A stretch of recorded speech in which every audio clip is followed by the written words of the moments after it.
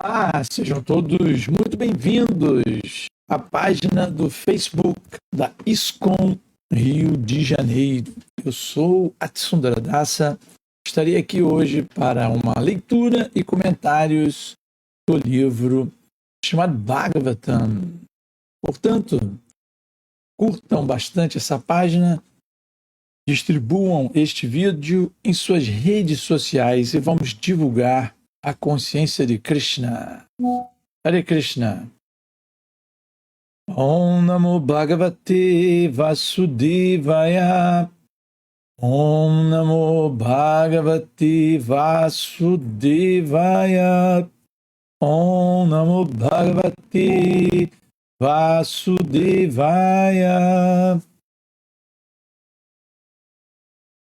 Então, nós vamos ler do Srimad Bhagavatam, do terceiro canto, o capítulo 27, intitulado Compreendendo a Natureza Material.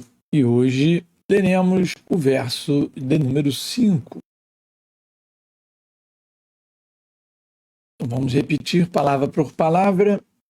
Ata eva shanair chitam prasaktam asatam patir bhakti yogena tivrena viraktya cha nayet vasham ataeva shanaistitam prasaktam asatam patir bhakti yogena tivrena viraktya cha nayet vasham Ataeva Shanaistitam Prasaktam Asatam Patir Bhakti Yogena Tivrena Viraktya Cha Naye Vasham. Acho que dá para cantar, né? Melhor, né? Ataeva Shanaistitam Prasaktam Asatam Patir Bhakti Yogena Tivrena Viraktya Cha Naye Vasham. Ata eva, portanto, Shanair, gradualmente, Chitam, mente, consciência, Prasaktam, apegadas, Asatam, de gozos materiais, Pater, no caminho, Bhakti Yogena, através do serviço devocional, Tivrena, seríssimo, Viraktya, sem apego, Cha e Naye, ela deve trazer Vasham, sob controle, tradução e significado dados. Sua divina graça, Abhay Charan, Yaranavinda Swami Bhaktivedanta, Srila Prabhupada.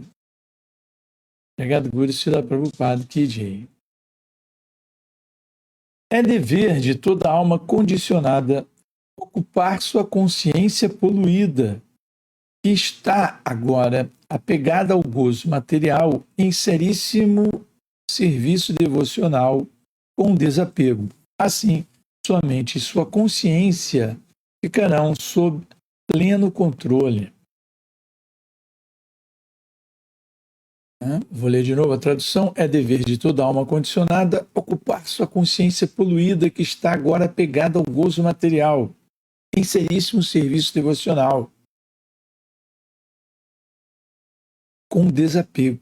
Assim, sua mente e sua consciência ficarão sob pleno controle. Significado: este verso explica muito bem o processo da liberação. Tornamo-nos condicionados pela natureza material por pensarmos que somos o desfrutador, o proprietário e o amigo de todas as entidades vivas. Esse pensamento falso que resulta de se contemplar o gozo dos sentidos. Quando alguém acha que é o melhor amigo de seus compatriotas, da sociedade ou da humanidade, e se dedica a diversas atividades nacionalistas, filantrópicas e altruístas, tudo isso é apenas excessiva concentração no gozo dos sentidos. O dito líder nacional ou humanista não serve a todos. Ele serve apenas a seus sentidos. Isto é um fato, Porém, a alma condicionada não pode entender isso por estar desorientada pelo encanto da natureza material. Portanto, este verso recomenda que nos ocupemos muito seriamente em serviço devocional ao Senhor, o que significa que não devemos pensar que somos o proprietário, benfeitor, amigo ou desfrutador. Devemos estar sempre conscientes de que o verdadeiro desfrutador é Krishna, a suprema personalidade de Deus. Eis o princípio básico da Bhakti Yoga. É preciso que estejamos firmemente convencidos desses três princípios.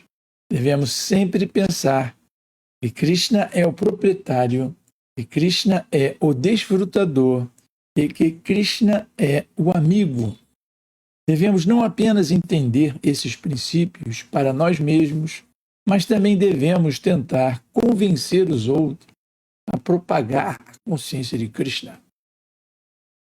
Tão logo alguém se ocupe tão seriamente assim em serviço devocional ao Senhor, naturalmente desaparece a propensão de alegar falso domínio sobre a natureza material. Esse desapego chama-se vairagya. Ao invés de nos absorvermos no dito assenhoreamento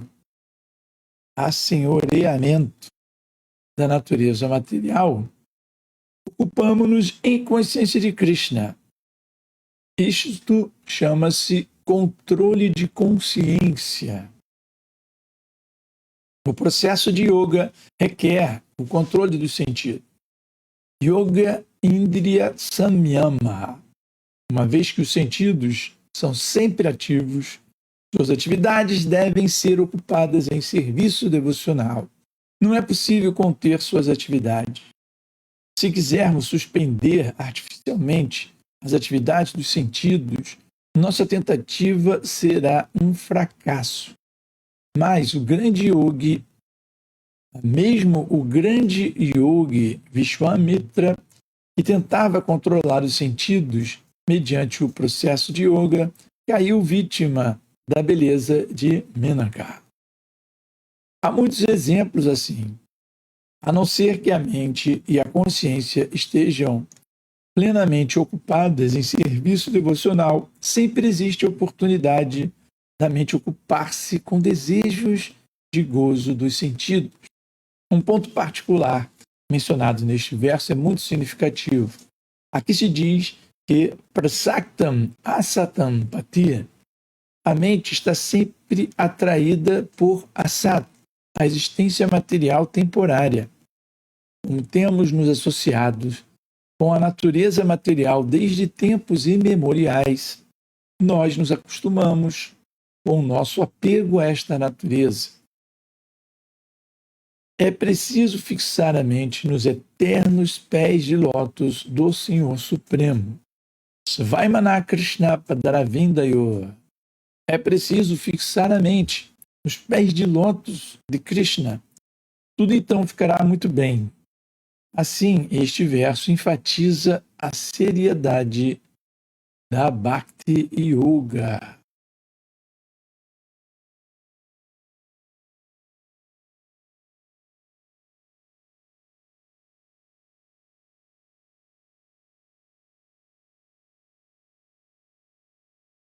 Om Gyanatimmirandasya Gyananjanachalakaya Chakshurumilitan Janatasmai Shri Gurave Namaha.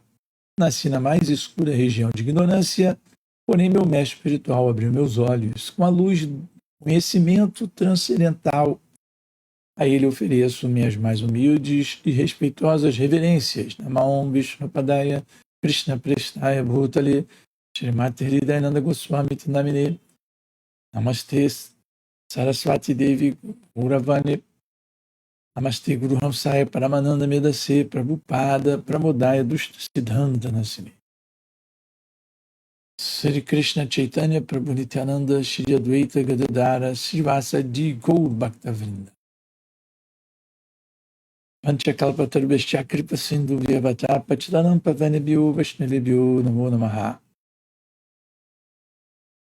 Hare Krishna, Krishna Krishna, Hare Hare, Hare Rama, Rama Rama, Hare Hare. Atayeva Shanaistitam Prasaktam Asatam Patir Bhakti Yogena Tivrena Viraktya Cha Nayed Jayam. Então, aqui neste verso, nós temos a continuação das instruções de Kapila Deva, de Kapila a Devahuti, a sua mãe. Então, após capítulo 26, ele descrever em detalhes as transformações decorrentes da criação desta natureza material. Neste capítulo 27, que ainda continua como compreendendo a natureza material, o Sr. Kapila já dá instruções sobre o serviço devocional puro. E aqui ele usa diretamente a expressão Bhakti Yogena Tivrena.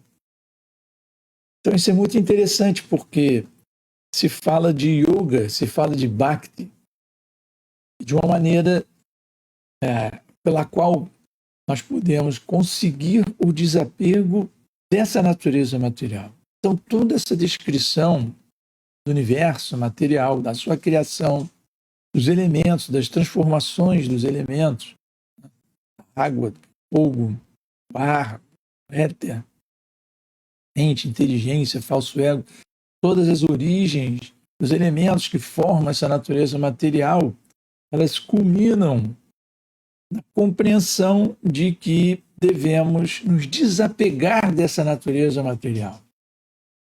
Então nós podemos concluir que o conhecimento dessa natureza, do mundo material, ele é nos outorgado pelas autoridades, como aqui o Kapila Muni, como Krishna no Bhagavad Gita, quando ele conversa com Arjuna, ou quando Shukadeva Goswami instrui Pariksit Maharaj.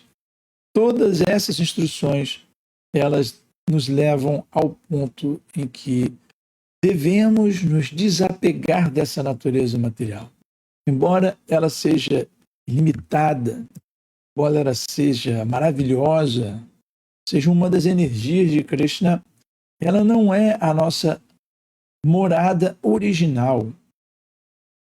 Aqui nós não conseguimos, quando estamos apegados a essa energia material, nós não conseguimos viver a verdadeira expressão do nosso eu, ou nosso eu original, a nossa posição constitucional original. E é exatamente isso que o Sr. Kapila, ao instruir nessa parte do Srimad Bhagavatam, a sua mãe, Devahuti, é exatamente isso que ele está enfatizando.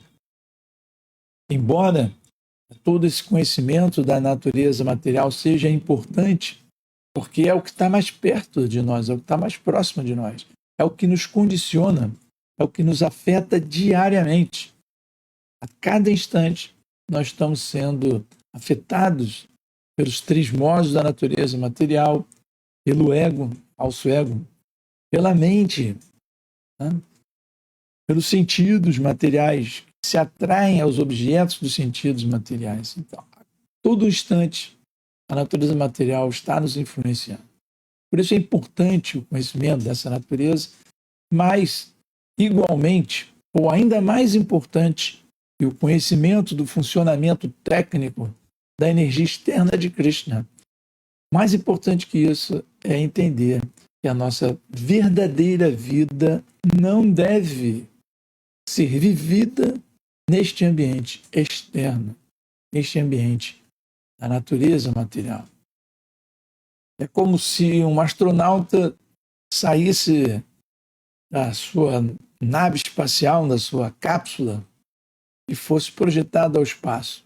Tudo bem, ele pode viver ali numa roupa apropriada, né? Um segundo corpo, né? Uma roupa de astronauta, ele pode viver ali externamente. Quando ele é lançado por um foguete, ele vai ao espaço, ele vive externamente. Ele vive fora do ambiente em que o seu corpo original foi projetado. Ou quando um mergulhador veste aqueles escafandros e mergulha no fundo do mar, em regiões abissais, várias centenas de metros abaixo da superfície do mar, ele ainda, embora esteja ali com a sua roupa, ele não consegue viver plenamente ali. Ele não vai conseguir ser plenamente feliz. Ele vai ali, vai realizar algum trabalho, mas a verdadeira vida é fora daquele ambiente. A vida humana é feita para ser vivida na superfície da Terra, não no espaço sideral e nem nas profundezas do oceano. Há outros corpos propícios para viver nesses ambientes, mas não o corpo humano.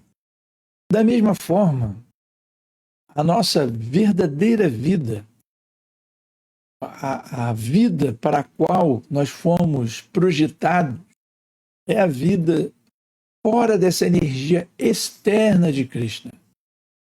A nossa natureza original é para ser vivida, ou seja, a nossa natureza original, onde nós podemos viver plenamente felizes, desenvolver o potencial completo na nossa capacidade de sentir, de pensar, desejar, de forma completamente incontaminada, é fora dessa natureza material. É imersos na energia interna de Krishna.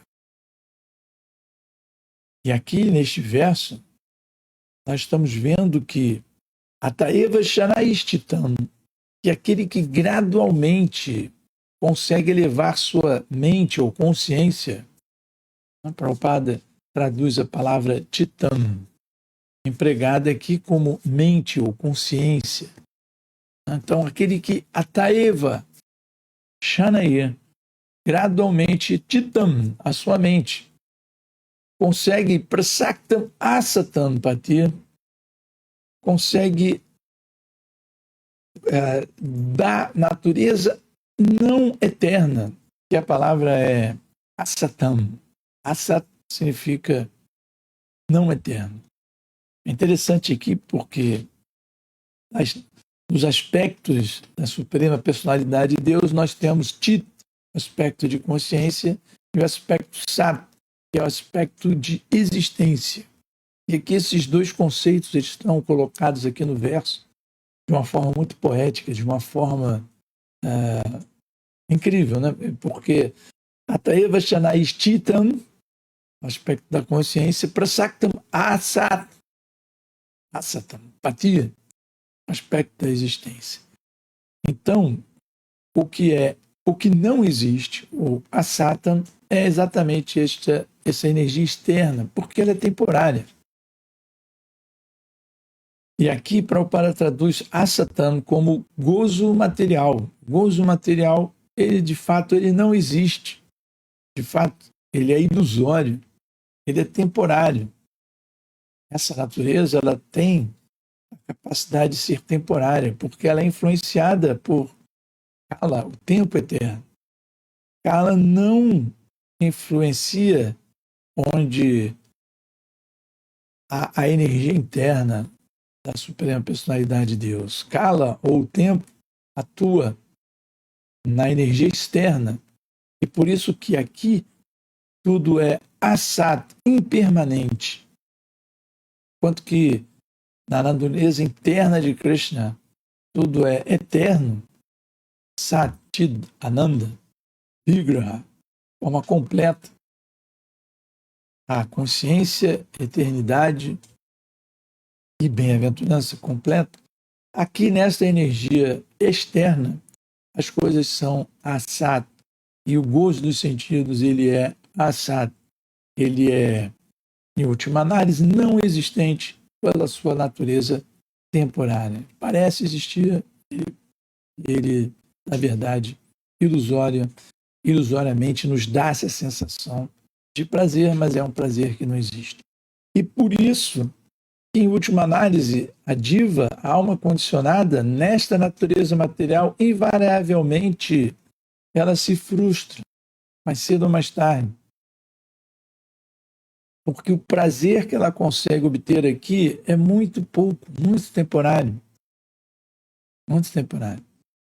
E dessa forma, ela acaba se frustrando. E aqui, neste verso específico, existe uma fórmula da diva poder se livrar dessa situação desconfortável, né, vamos dizer assim. E a instrução aqui é Ataeva Shanaishtitam. Pega a sua mente, a sua consciência e gradualmente Prasaktam Asatam Patia. Comece a se desapegar desse gozo material dos sentidos. Entre nesse patia, nesse caminho. Mesma palavra, né? Vou até colocar um mantra aqui de novo. Prasaktam Asatam Patia. Pat. Muito parecido com o inglês, né? Path, o caminho. E aqui é traduzido exatamente assim, no caminho. Prasaktam Asatam Patia. Comece a se libertar desse gozo dos sentidos temporário, não existente, ilusório. Asatam. E patia. Nesse caminho, Bhakti Yogena Tivrena. No caminho, de qual caminho? De Bhakti Yoga. Bhakti Yogena. No caminho de Bhakti Yoga. Tivrena. Com muita seriedade. Prabhupada aqui traduz Tivrena como seríssimo. E assim Viraktiya, sem esse apego material. Shanaye deve trazer a sua mente, Chitam, Vasam, sob controle. Tasham, quer dizer, sob controle, como um vassalo mesmo. Né? Então, a mente, a nossa consciência deve ser controlada como vassalos, como nos colocando numa posição de senhor da consciência, da nossa consciência, da nossa mente. Tá? E a tradução de Prabhupada diz que é o dever de toda alma condicionada ocupar a consciência poluída, que está agora apegada ao gozo material, ocupar em quê? No seríssimo serviço devocional, com desapego. Assim, a mente e a consciência ficam sob pleno controle. Então, a fórmula dada aqui, o Kapila Dev, é que a mente e a consciência ficam sob pleno controle quando trilhamos com muita seriedade o caminho do serviço devocional, com desapego. Agora, isso é incrível, né? Porque praticamente essa mesma expressão, Bhakti Yogena Tivrena, ela é usada num verso muito famoso, falado por Shukadeva Goswami a Pariksit Maharaj, no segundo canto do Srimad Bhagavatam. Vou ler esse verso para vocês, porque com certeza vocês já ouviram esse verso algumas vezes. Prabhupada também cita esse verso do segundo canto muitas vezes em seu significado. E o verso é o seguinte: Akama Sarvakama Ova Mokshakama Udaradir Tivrena Bhakti Yogena Yajatapurusham Param.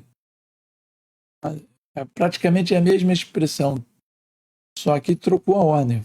Tivrena Bhakti Yogena. E no verso que acabamos de ler é Bhakti Yogena Tivrena. Mas é exatamente a mesma coisa. E esse verso diz o que? Akama Sarvakama Ova. Seja alguém que tenha todos os desejos materiais, Kama, ou melhor, Sarva Kama, aquele que tem todos os desejos, Sarva é todos, né? Sarva Kama, ou Akama, ou aquele que não tem desejos. Akama, Sarva Kama vá, ou, né? Ou aquele, tanto faz, aquele que tem todos os desejos, quanto aquele que não tem desejo. Mesmo aquele que moksha kama udaradeya, aquele que com inteligência ampla, né, udaradeya, moksha kama, deseja liberação, tivrena bhakti-yogena, deve se esforçar. E aqui a palavra tivrena, Prabhupada traduz com muita força. Traduz assim, com muita força. Tivrena. No capítulo, no verso que lemos, a Prabhupada traduziu Tivrena com seriedade, com muita seriedade, com muita determinação, com muita força, com muita seriedade.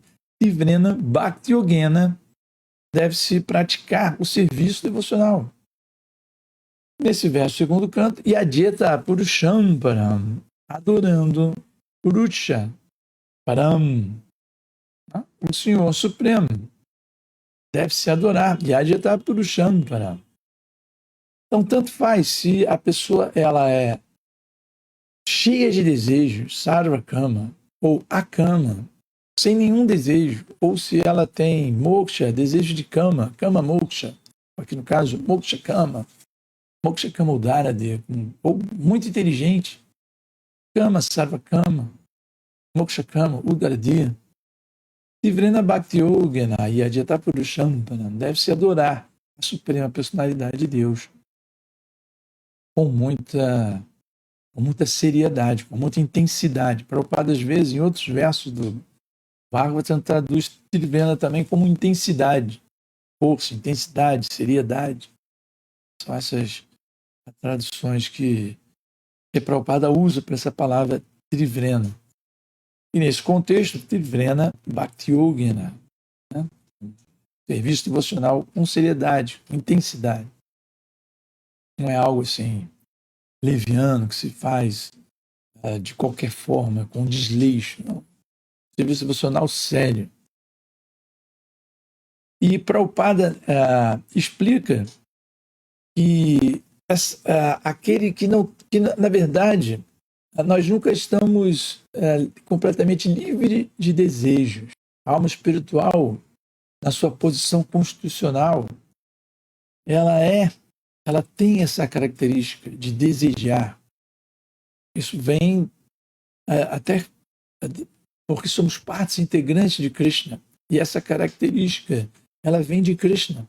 A suprema personalidade de Deus tem desejos, o que é algo um pouco difícil de compreender para a mente moderna, ocidental, que define que o fato de afirmar que a suprema personalidade de Deus tem desejos é porque estamos projetando a nossa própria natureza numa natureza abstrata, num conceito abstrato de Deus. Mas isso não é científico, isso não é razoável. É muito mais razoável entender. E nós, sendo produzidos por Krishna, ou seja, por Krishna ser a causa de todas as causas, inclusive da nossa existência. E devido a ele ser a causa e nós o efeito, nós absorvemos as características da causa. Não é o efeito que dita a causa, é a causa que dita o efeito. Então, se, por exemplo, o Sol que existe e, por efeito, ele fornece luz e calor, não é a luz e o calor que formam o Sol. Existe luz e calor porque isso vem do Sol. Um efeito da causa que é o Sol. Então, se existe desejo em nós, somos as almas infinitesimais, as almas diminutas, e nós que somos o efeito, é porque na causa de todas as causas, essa característica existe. Então, nós temos desejo, porque a suprema personalidade de Deus possui desejos. Nós temos consciência, porque a suprema personalidade de Deus, a causa de todas as causas, possui consciência. A diferença é que Krishna possui consciência plena, ilimitada, e nós temos consciência limitada, diminuta. E é devido à nossa consciência ser limitada que, às vezes, nós deixamos de viver no nosso ambiente interno original e somos influenciados pela energia externa de Krishna, energia externa da Suprema Personalidade de Deus, que corresponde a esta natureza material. E da mesma forma, a Suprema Personalidade de Deus não está sujeita às suas energias. Ele é o mestre dessas energias. Ele é o possuidor completo das energias, todas as suas energias. Ele é o mestre de todas as suas energias. Então, as energias, principalmente a energia externa, não tem poder sobre a Suprema Personalidade de Deus, mas ela nos influencia porque somos diminutos. Embora tenhamos as mesmas qualidades da Suprema Personalidade de Deus, nós temos essas mesmas qualidades em grau diminuto, enquanto que a Suprema Personalidade de Deus tem essas qualidades em grau absoluto, em grau infinito. E dessa forma, por que é recomendado a Bhakti Yoga como um meio de autorrealização para a alma condicionada? Nós estamos vendo, pelas leituras sistemáticas das escrituras, como Bhagavad Gita, Srimad Bhagavatam, Chaitanya Charitamrita, os livros autorizados dos Goswamis, que a nossa sucessão discipular nos oferece, né, de Bhaktivinoda Thakur, Bhaktisiddhanta Sarasvati, Srila Prabhupada, os Goswamis, Rupa Goswami, Sanatana Goswami, todos esses grandes sábios nos oferecem comentários sobre essa literatura, compilações feitas sobre essas literaturas Puranas, Vedas, da Bhagavad Gita, do Mahabharata, né, dos Itihas, das histórias. E toda essa a linha de sucessão discipular da Gaudiya Vaishnava, Mata, todos esses ensinamentos culminam, né, com o Senhor Sri Chaitanya Mahaprabhu nos explicando a posição constitucional da entidade viva e o processo da Bhakti Yoga como a meta última da ciência da autorrealização. E por quê? Porque, embora nós desejamos intensamente o gozo material, que é o contato dos sentidos, né? Como os objetos sentidos, queremos ver coisas agradáveis, pegar em coisas agradáveis, desfrutar sexualmente, desfrutar, né, tactilmente. Embora nós desejamos intensamente esse apego a esse gozo material ilusório, temporário, não existente, isso não é recomendado porque nos leva à frustração. O que é recomendado é aplicar esse desejo em Bhakti Yoga, ou seja, desejar a felicidade de Krishna. E esse é o verdadeiro significado da palavra akama, ou seja, aquele que não tem desejo material. Porque, uma vez que somos naturalmente parte integrante do Supremo Purusha, né, do Purusham Param, o Purusham Purnam, nós temos a função natural de servir ao Ser Supremo, como parte integrante dele, assim como as partes integrantes do nosso corpo, mãos, boca, né, olhos, eles servem a nós, a nossa consciência, são partes integrantes. Da mesma forma, como partes integrantes de Krishna, o ser vivo ele é projetado para servir naturalmente ao Supremo.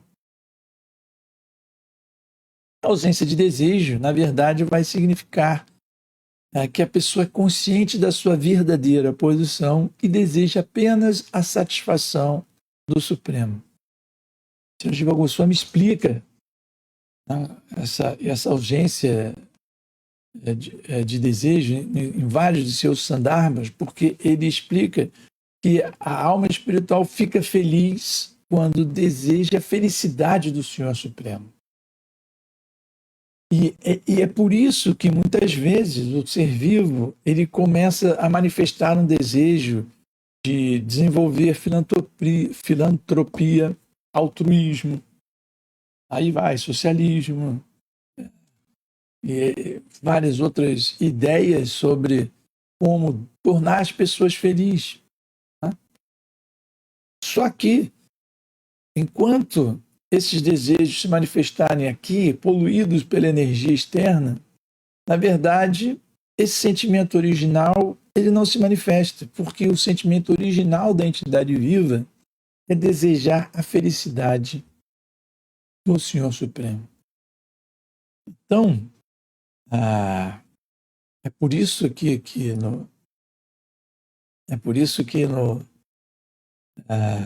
no significado aqui de Prabhupada, Prabhupada explica no final do significado que precisamos fixar a nossa mente nos pés de lótus do Senhor Supremo. Porque aí, dessa forma, ficaremos bem. Por que isso? Né?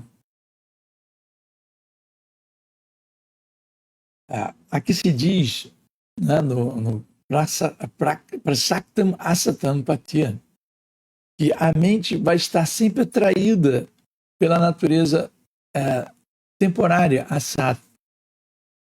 E como nós temos associado por tempos imemoriais com essa natureza, esse nosso apego, ele se manifesta, porém essa natureza material é temporária. Então, quando a gente, através do controle dos sentidos e através do processo de yoga, Bhakti Yoga, nós meditamos nos pés de lótus do Senhor Krishna, então tudo fica bem. Os pés de lótus, os pés de Krishna, ele tem uma significação muito especial, né? Porque é através dos pés que nós conseguimos gradualmente, né, nos associar com Krishna. Então, primeiro nós servimos aos pés de Krishna. Nós nos colocamos aos pés da Suprema Personalidade de Deus. Por fazer isso, nós podemos gradualmente alcançar a misericórdia de Krishna e nos ocupar em serviço devocional. Senão, as nossas tentativas de viver aqui dentro desse mundo vai ser um fracasso. Então, quando o ser vivo manifesta bondade, quando ele manifesta desejo de ajudar as pessoas, outras pessoas, esse desejo é o mesmo desejo que originalmente nós temos de tornar Krishna feliz. É esse mesmo desejo. Só que agora, devido ao condicionamento material, devido a estar nesse corpo material, ele é filtrado. Então, nós não conseguindo enxergar a Suprema Personalidade de Deus diretamente, nós ainda assim queremos servir à humanidade, servir aos outros seres humanos. Esse é um sentimento considerado elevado dentro do condicionamento material. Claro que, em última análise, é melhor ter um desejo altruísta, um desejo de servir à sociedade, do que simplesmente desfrutar e faça o que fizer, haja o que houver, desfrutar passando, dominando outras pessoas, né? ou roubando os recursos de uma forma cobiçosa, de uma forma egoísta. Quando a pessoa ela resolve repartir o que ela tem, o que ela conseguiu, é melhor, um sentimento um pouco mais refinado do que simplesmente se assenhorear e roubar tudo para si.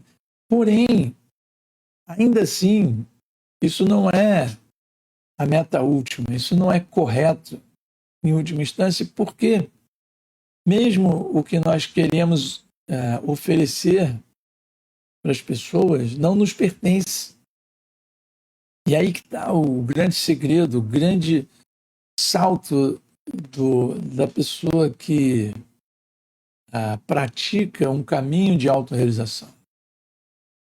Começa por compreender o verdadeiro possuidor de tudo, o verdadeiro desfrutador. Bhaktaram Jagya está passando, o verdadeiro desfrutador de todo esse serviço, de todas essas austeridades, é Krishna, a suprema personalidade de Deus.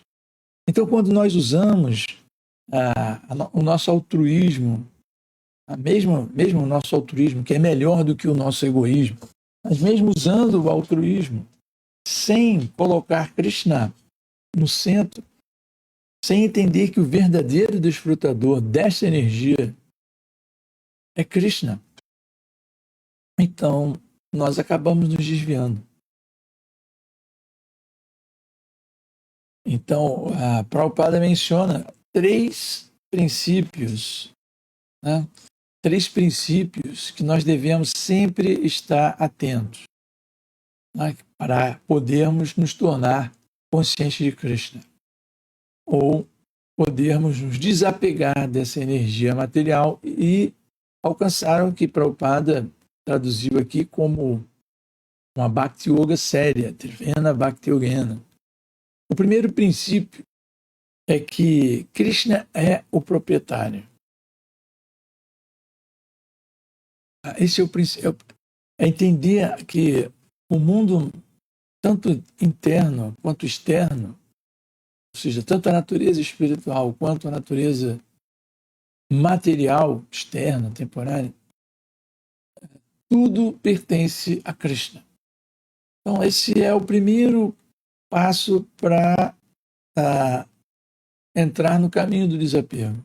Porque quando nós compreendemos que isso, por exemplo, um objeto não me pertence, quando realizo, por exemplo, eu posso encontrar uma carteira cheia de dinheiro na rua, está andando e encontrar a carteira.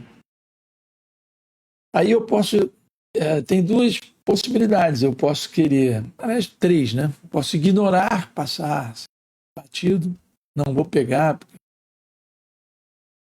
tudo bem, não é meu, não sei, não, deixa para lá, eu faço de conta que não vi.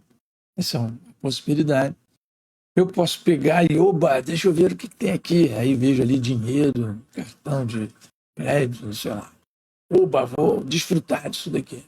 Essa é uma outra possibilidade. Ou deixa eu pegar isso daqui, ver a quem pertence, ver se tem algum documento. Aqui tem um documento, uma foto. Posso tentar descobrir, né, pelas redes sociais dessa pessoa, onde ela mora, tentar entrar em contato e devolver. Então, essas são as 3 atitudes. O impersonalista, aquele unilista, aquele transcendentalista que acha que existe toda uma energia, eu não devo me perturbar com nada, é aquele que olha para a carteira e não... isso não é meu mesmo, então vou esquentar minha cabeça, deixa eu continuar aqui firme no meu pensamento, de me tornar com essa energia divina. O desfrutador, a alma condicionada materialmente, né? Ele pega a carteira ávido, vou conseguir desfrutar alguma coisa porque achei, poxa, olha quantas notas, olha, cartão deve funcionar por aproximação, vou desfrutar disso daqui.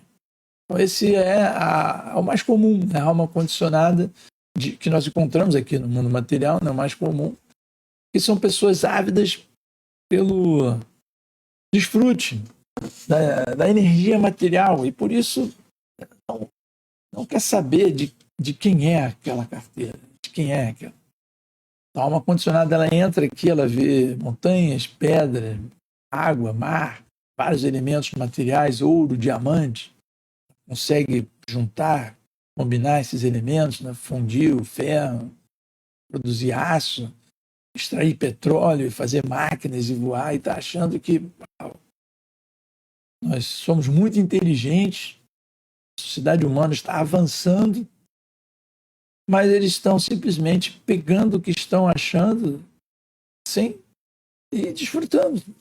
É o mesmo sentimento de alguém que vai na rua, encontra uma carteira e quer avidamente desfrutar o conteúdo daquela carteira.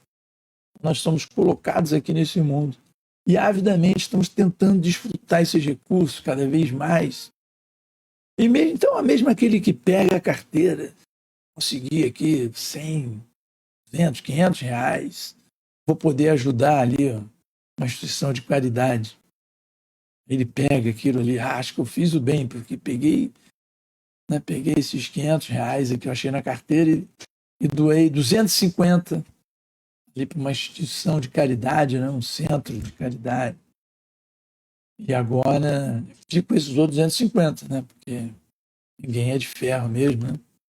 Então, a pessoa achou a carteira, doou 250 para caridade e ficou com 250. Então, mesmo aqueles que estão aqui no mundo material e fazem algum esforço para altruísta, né, de ajudar alguém, tudo bem, podemos até achar que o cara que pegou a carteira, doou 250, uma instituição de caridade, é um pouco melhor do que aquele que pegou os 500 reais e ficou com tudo para ele, mas a carteira não lhe pertencia para ele decidir o que fazer com a carteira, para quem doar, em última análise. Né? Então, nesse sentido, é um roubo, é o mesmo roubo. Se aquilo não lhe pertence, você pegou, né, e distribuiu ou ficou para si, né, praticamente é muito parecido. Né? Tudo bem, se a pessoa, se eu peguei, roubei, ainda fiz algum bem, né, porque nada é completamente 8 ou 80, né? Sempre tem aquela zona cinzenta, que você está roubando, mas também está ajudando alguém. Não é verdade. Em última análise, aquele dinheiro não lhe pertence, não é seu. Você dá o destino que você quer. Né? Então, essa pessoa que acha a carteira, o dinheiro, e ou usa só para si, que é o avaro, né, o comum, né, o Kripana, né, aquele que só quer saber de você, ou usa para a família ali no máximo. Pô, agora eu vou poder fazer algo que eu sempre que vou. Achei. Tudo bem, 500 reais não dá para muita coisa. Vamos dizer que a pessoa achou ali um saco de dinheiro, né? 1 milhão de reais. Vou viajar, vou comprar um carro, vou fazer várias coisas comigo, com minha família. Vou dar 200 mil aqui para uma instituição de caridade. Vou posar aqui de benfeitor. Né? Mas há a terceira opção, que é aquele que pega a carteira. Vem cá, eu estou achando. Isso aqui pertence a alguém, né? Vamos ver se eu consigo achar e devolver isso para a pessoa. Né? Embora pelo padrão material, né, a maioria das pessoas vai achar que esse cara é um tolo. Olha só, ele achou 1 milhão, foi descobrir de quem é e devolveu.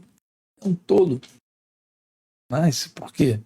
Porque no ambiente material contaminado em que vivemos, é tolice você não querer tudo para si, desfrutar, ter a oportunidade, pega. Né? Big borrow steal, né? Você implora, você pede, você rouba, o que você quiser. Esse é o pensamento, né? As pessoas espertas que vivem aqui. Mas, em última análise, a pessoa devolveu o que não era seu para o verdadeiro dono. Então, quando nós estamos aqui, nos deparamos com essa natureza material e entendemos que nada disso pertence a nós, nem individualmente, nem coletivamente, como sociedade, e tentamos descobrir a quem pertence isso. Porque qualquer um que trilhe o caminho da autorrealização, ele é um investigador. Ele está perplexo com essa natureza material. Ele chegou a um ponto de querer entender essa natureza material, querer entender o motivo da sua vinda a este ambiente, querer entender o porquê da existência de todo esse cenário maravilhoso produzido pela energia externa. Então, além de entender o funcionamento técnico das leis que regem essa natureza material, a lei da gravidade,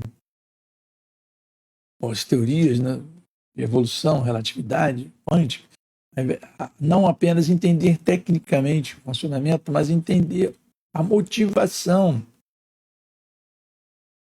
entender o porquê de nós estarmos aqui, porquê estamos colocados aqui. Imediatamente a pessoa compreende que essa natureza material, tudo isso que existe, ele não nos pertence. E que provavelmente não está aqui para a gente, assim, não está aqui assim, ao acaso. É por isso que essa filosofia de que tudo existe por acaso, ela existe para facilitar a apropriação indevida dessa natureza material. Quando nós partimos de um ponto de vista diferente, não, isso aqui não está por acaso. Então, isso aqui está por algum motivo, isso aqui pertence a alguém. E aí, quando nós estamos convencidos de que Krishna é o proprietário e que ele é o desfrutador, são 3 princípios, né, que eu estava mencionando aqui. Primeiro é que Krishna é o proprietário. Então, se aquela carteira tem um dono, eu devo dar aquela carteira para o verdadeiro dono. E Krishna é o desfrutador. E o desfrutador é ele que vai desfrutar aquilo que é dele. Não eu, que não é meu, senão estou roubando. E eu não consigo roubar, né? Porque, na verdade, vou ser pego pelas leis da natureza material e vou ficar condicionado, preso em Durga. Durga, ou Maya, ou energia externa. Durga quer dizer prisão. Vamos na prisão, porque fomos roubar algo que não pertence, estamos em Durga. Então, ao entender que Krishna é o proprietário, que Krishna é o desfrutador e Krishna é um amigo, e o fato de nós devolvermos o que pertence a Krishna, Krishna vai ficar muito feliz. E por ele ser amigo, por ser nosso amigo, nós vamos desenvolver um relacionamento com Krishna. Um relacionamento onde há reciprocidade. Não é simplesmente um relacionamento em que eu faço algumas orações, peço, ou friamente imagino alguém muito além, uma pessoa muito além do meu alcance. Mas não é assim. Quando compreendemos que Krishna pode se relacionar conosco, pode ser amigo, ele é amigo, e que nós podemos ser amigos de Krishna, aí nós encontramos o verdadeiro sentido da vairagya, da renúncia.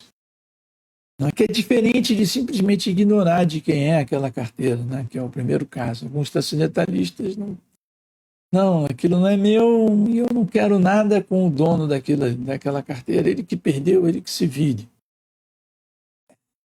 Esse é um transcendentalista impersonalista, né? Ele não está nem aí para quem pertence ali, aquele objeto. Mas alguém que compreende que essa pessoa que perdeu é nosso amigo, eu vou devolver para ele. Krishna recíproca. Krishna recíproca e a pessoa aí sim alcança o estado de vairagya, verdadeiro desapego, porque ele está devolvendo para o verdadeiro dono. E aí ele desapega naturalmente, porque ele sabe que não é dele, realizou que não é dele. E ele fica feliz de devolver para o seu amigo que perdeu a carteira. Afinal, ele abre a carteira e descobre: é meu amigo. Poxa, legal, ele vai ficar feliz de eu devolver essa carteira para ele. Né? Ele descobre que ele é um amigo, estudou com você há muitos e muitos anos, quando você ainda era uma criancinha lá na escola. Rapaz, olha só, não vejo essa pessoa há décadas. E agora, vou devolver isso para ele. Aí, imaginando, né, que, claro, a pessoa vai me receber, vai se lembrar de mim e ele é meu amigo. Então, esse é o verdadeiro sentimento de felicidade que a alma viva pode obter, é entender E tudo pertence a Krishna, ele é o proprietário supremo, ele é o desfrutador supremo, tudo existe para o prazer dele. E eu posso, como um amigo de Krishna, esse sentimento de amor, de amizade, amor verdadeiro, devolver tudo que é dele para que ele desfrute. Tá? E este, é claro, é o sentimento que, em última análise, é o sentimento mais elevado com a essência de Krishna e que foi exemplificado no nível extremo pelas gopis em Vrindavan. Elas faziam tudo para Krishna. E elas não eram infelizes. Poxa, que pena, essa carteira aqui não é meu, vou ter que devolver. Não é esse o sentimento. Poxa, isso aqui é do meu amigo, vai ser super incrível quando eu chegar lá e devolver isso para ele. Entregar isso aqui que é dele. Esse é o verdadeiro sentimento. Não é que, não é meu, olha, vou ter que devolver. Isso também não é um sentimento neófito, né? No início do caminho, o serviço devocional, a pessoa, isso aqui também não posso, isso aqui também não. Não posso nada. Nada. Aí, mas, à medida que a pessoa avança, ela entende, não, isso aqui é dele, é de Krishna. Dele, vou dar para ele. Isso que é dele. Aí, dessa forma, a pessoa começa realmente a ficar feliz. E desenvolver esse famosíssimo Bhakti Yogena Tivrena, ou Tivrena Bhakti Yogena.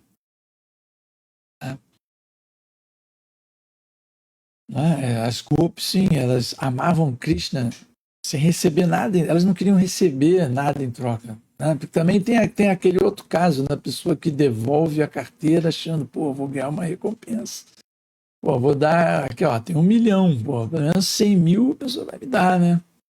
Então a pessoa devolve, ela faz o correto, mas ainda assim fica, vou ganhar alguma coisa material para eu desfrutar. Mas as gopis não, as gopis elas, Krishna, vou dar para ele e aí não quero receber nada. Não quero receber nada. Quero ficar feliz pelo fato de eu estar fazendo o correto. Essa é a minha verdadeira recompensa. E aí que está a verdadeira manifestação de akama, de sem desejo. Não é que a pessoa se torna uma pedra, algo assim, inerte. Não, a pessoa ela não tem um desejo separado de Krishna. Ela não tem desejo de pegar o que não é dela para si. À medida que a alma espiritual desenvolve esse desejo de pegar algo que não é dele e desfrutar, ela é projetada nesse universo material. E aqui tem todos os elementos materiais que são criados, né, como a Piladeva explicou, para que a alma condicionada tente desfrutar aqui. Mas quando ela volta para esse sentimento original, né, de devolver tudo para Krishna, de ser amigo de Krishna acima de tudo, sem querer nada em troca, aí esse é o perfeito espírito akama. Né? O que é diferente também de imergir no Brahma Jyoti, né? Que é aquele que não quis saber de quem é a carteira, de se pertence para alguém. Não um personalista, um mayavada. Né? Então, esse caminho de devolver tudo para Krishna com alegria, com desapego, é o que se chama de Tivrena Bhakti Yogena. Ou seja, Bhakti Yogena Trivena, seguir o caminho do serviço devocional com muita seriedade. Tá? Então, hoje, eu li esse verso aqui do Srimad Bhagavatam e comentei sobre, que Prabhupada comentou, li o verso e o significado e comentei sobre o verso, sobre o significado. E o verso é esse aqui: Ataiva Shanaistitam Prasaktam Nasatam Pati Bhakti Yogena Tivrena Viraktya Chanayed Vasham. É dever de toda alma condicionada ocupar sua consciência poluída, está agora apegada ao gozo material, em seríssimo serviço devocional com apego. Assim, sua mente e sua consciência ficarão sob pleno controle.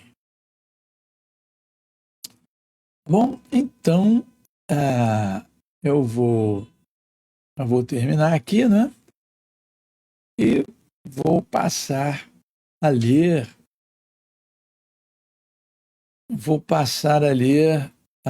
Os comentários que, porventura, foram colocados aqui. Nós temos 16 comentários, né? Primeiro, foi o mesmo que escrevi, Hare Krishna, bom dia a todos. Em segundo, grande Prabhu Paravyoma. Obrigado, Prabhu, pelo convite aqui, para estar aqui nessa palestra, essa audiência ilustre. Jai Prabhu, reverências, toda glória será Prabhupada, as minhas, Prabhu. Elias Pereira, do Santo. Jai Prabhu Sundara, de reverências, as minhas, por favor. Hare Krishna. Haridarshan, olha o Haridarshan. Hare Krishna, Haridarshan. Reverência de Sundara Prabhu, reverência ao presente. As minhas reverências, Prabhu. Aceite-as, por favor. Sérgio Azevedo. Hare Krishna. ISKCON, Rio de Janeiro, deve ser o Prabhu Harinata. Hare Krishna, reverências ao Prabhu. Atsundara, reverências também, Prabhu. Hare Krishna. O som está falhando, dá para ouvir. Que pena, eu não vi esse comentário. Espero que tenha sido suficiente aqui o som. Acho que ele está um pouco baixo, né?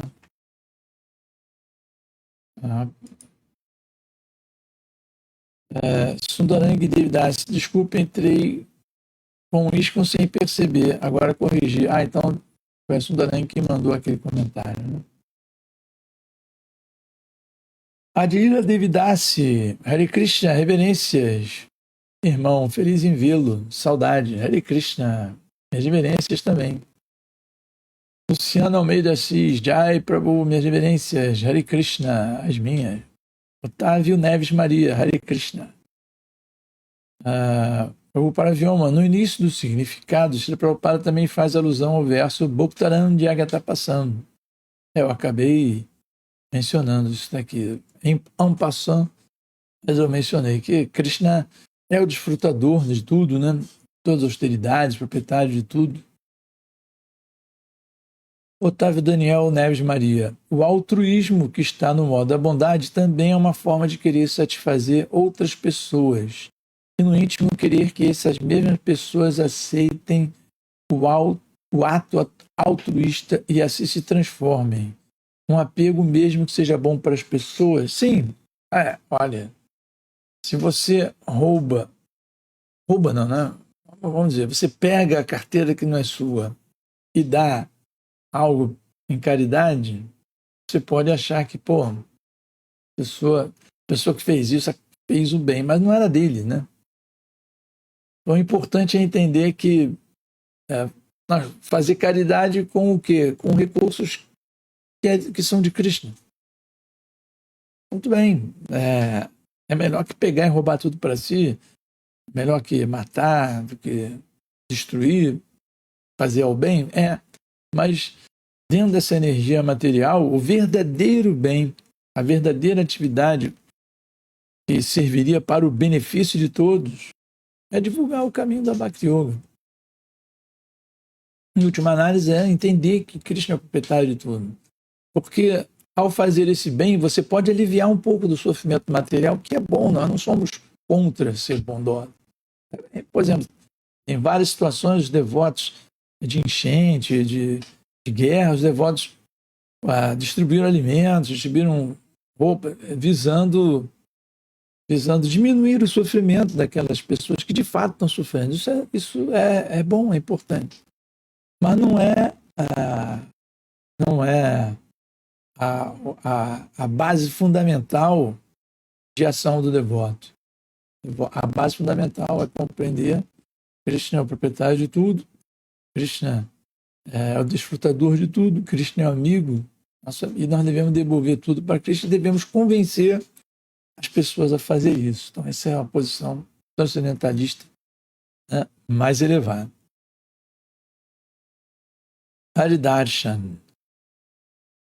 Sabemos que o nosso sadhana bhakti só é bem-sucedido se recebermos a graça e a misericórdia. Existe diferente da graça e da misericórdia? Acredito que não, né? São palavras sinônimas, né? Receber a graça de Krishna, receber a misericórdia de Krishna, acho que são sinônimos.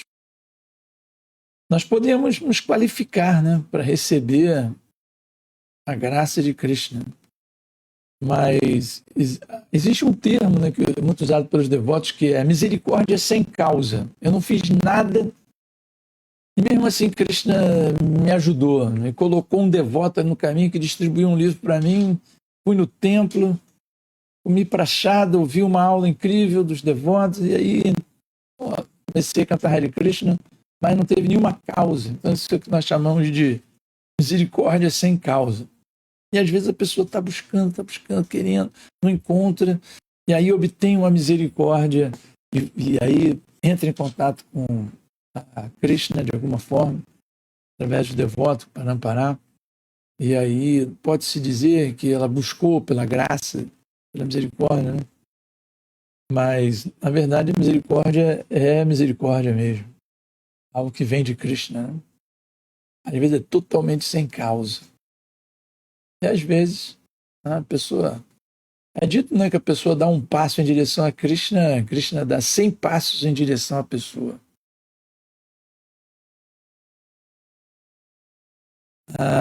Haridarshan, existe a síndrome de Robin Hood, tiro dos ricos e dá para os pobres. A pessoa tenta, dentro desse mundo material, né, com uma visão ainda obscura, tenta forçar um equilíbrio, né? Pessoas acumulam muitos recursos indevidamente, né? Outras pessoas estão na miséria, eu vou lá, tiro esses recursos, dou para as pessoas que estão em miséria, né? Tudo bem, dentro de uma certa visão, né? A gente até acha graça, né? Curte, né? Tirou de um rico e deu para o pobre. Só que tanto o rico quanto o pobre, quanto essa pessoa, todos eles estão roubando de Cristo, né? Todos estão tentando viver sem oferecer esses recursos para Cristo. A ideia que Prabhupada nos deu é o seguinte: se nós devolvermos esses recursos todos para Krishna, vai ter recurso para todo mundo. Não é que você dá as coisas para Krishna e aí fica sem nada. Não é assim, né? Quando, por exemplo, se você pega a carteira, descobre que essa carteira é de um amigo, e você vai lá, um amigo, pô, entra aqui, fica na minha casa, pô, fica aqui comigo, mora aqui comigo. Uma pessoa riquíssima, não, pô, olha só, tem uma ilha fantástica que eu venho visitar essa ilha, vem comigo, vamos se associe, vire um associado meu, e pronto, os problemas da pessoa todos acabaram indiretamente.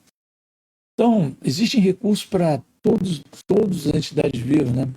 Mesmo um elefante que come toneladas de alimento por dia, não há necessidade de ninguém passar fome no mundo.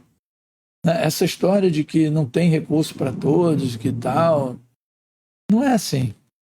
A natureza material abriga todas as entidades vivas. Se nós tornarmos Krishna o centro de tudo, entender que Krishna é o proprietário de tudo, vai ter o suficiente para todo mundo. Não há dúvida, né? Os devotos no início do movimento que experimentaram esse sentimento, né, entregaram tudo para Krishna. Vários devotos venderam seus bens, entregaram para o presidente de templo, compraram livros, pagaram livros, distribuíram livros. Nunca faltou nada para eles. Faltou. Interessante. E aí alguns tentaram. Enquanto que você vai ter pessoa trabalhando ali, 12 horas só para si, né? 12 horas por dia, 18 horas. E aí sempre falta alguma coisa, né? Porque não aplicam o verdadeiro princípio de Yukta Vairagya. Tá? Muito bem. Ronnie Haribo, Hare Krishna, parabéns pela aula de Sundara, fantástica. Rony, foi um néctar ouvi-lo, muito obrigado. Eu que agradeço, Prabhu. Hare Krishna. Aliás, está um néctar. Obrigado, vocês que são ouvintes incríveis. Tá?